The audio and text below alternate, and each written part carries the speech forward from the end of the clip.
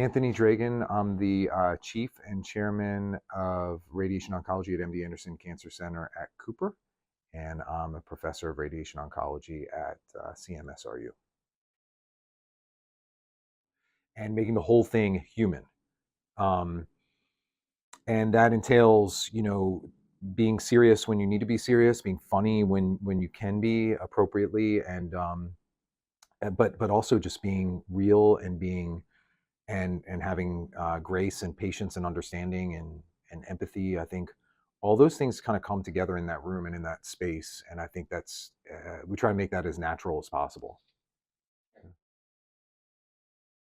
With radiation oncology, it's the only thing in medicine where when you are given a course of treatment, you're asked to come to the hospital or the cancer center every single day. But the burden of that is not insignificant. And if somebody even may even have insurance coverage for their medical care, it's not necessarily going to smooth out some of the expenses of the time, travel, transportation costs.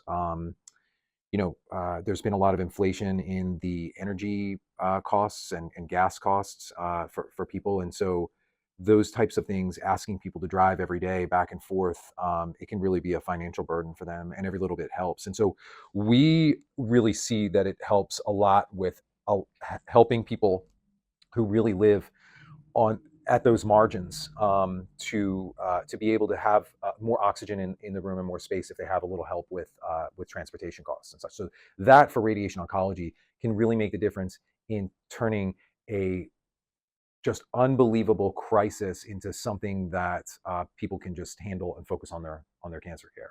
I have seen the foundation do great work in that.